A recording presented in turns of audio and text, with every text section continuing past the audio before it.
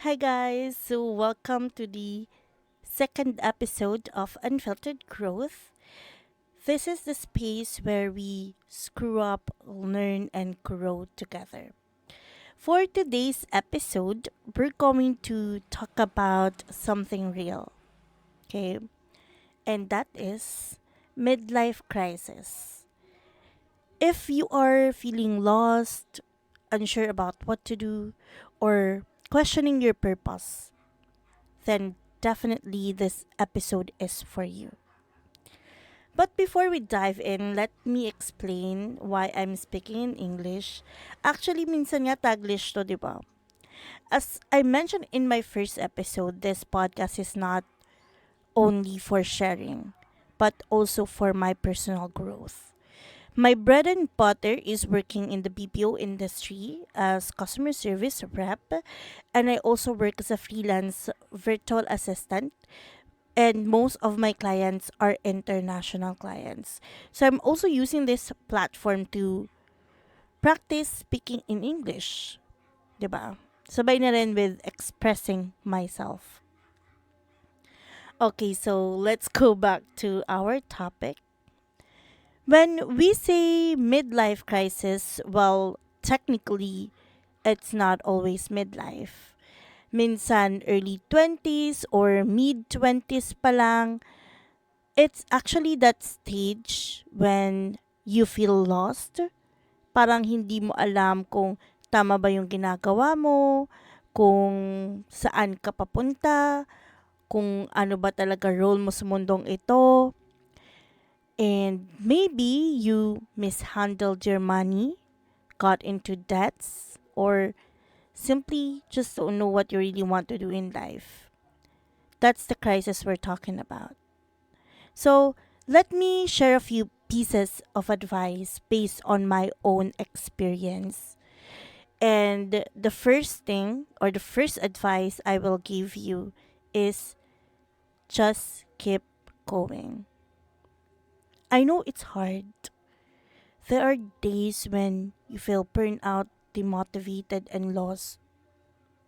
Ayaw mo na magpatuloy, ayaw mo na bumangon.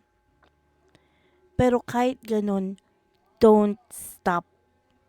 If you have a job right now, keep it. Don't just quit out of frustration. Lalo na if you're like me, na you didn't come from a rich family and you don't have savings yet, nothing to fall back on. Quitting without a plan will only make things harder. So, tuloy ka lang muna, kahit para lang sa pera. Okay?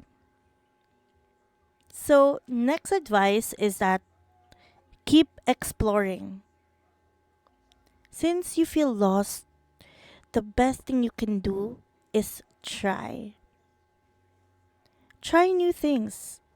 Apply to different jobs, explore different opportunities, test out your interests. When I went through my own crisis, actually hanggang ngayon, I tried everything. I applied to different jobs.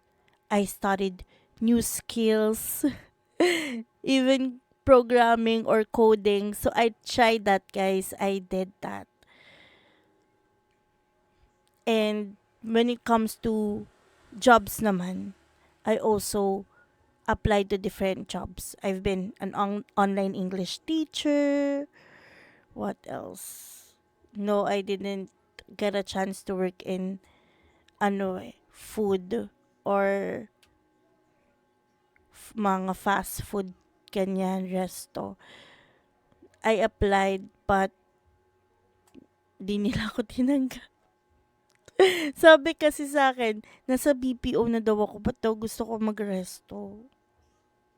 Or ba't daw gusto ko mag-fast food?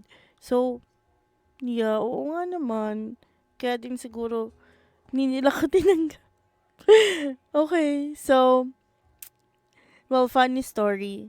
But eventually, I discovered what I really enjoyed, which is sharing, teaching, and building communities. That's how I ended up creating this podcast and even started my own training school.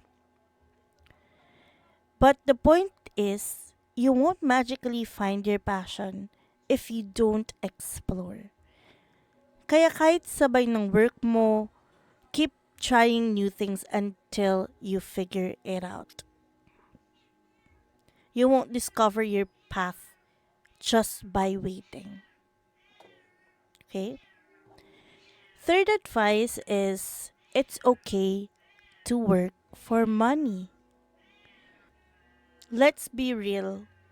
Kahit mahal mo yung ginagawa mo, if it doesn't pay the bills, it won't be sustainable. Right? So don't feel guilty if right now you're working just for the salary. Use that job as a stepping stone. Think of it as fuel pang fund mo sa exploration mo. Okay? Fourth advice is once you figure things out, set goals and build a system. Ito yung mistake ko talaga. Before, I was earning 50,000 to 100,000 a month as a freelance virtual assistant. Pero dahil wala akong proper system, I mismanage both my money and my time. I was working just to flex. Yun yung priority ko noon. Basta mataas ang income. And guess what, guys? Napagod lang ako. Burnout, mismanaged life. So here's the lesson. Don't just set goals. Build a system para ma-sustain mo sila. Okay? And lastly, I think this is very important and this has been my personal rules for myself now that I'll share with you. This one saved me. First is 24-hour rule and feel your emotion. So, first, 'di ba, feel your emotion. Kasi kung broken ka, feel it. Iyak mo, inom mo, ishot puno mo yan, ikanta mo, whatever works for you.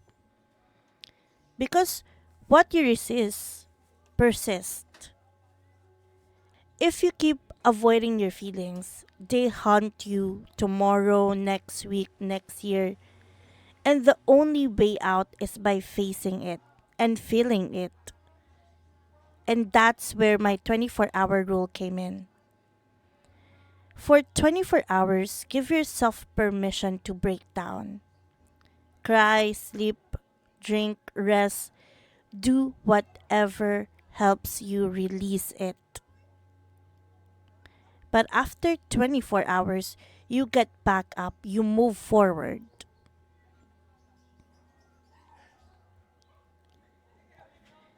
Yeah. Okay. So I think that's all of the advices that I would give you guys. And to wrap up, here are my takeaways. To keep going, keep exploring. It's okay to work for money. Set goals with systems. Feel your emotions and follow our 24-hour rule.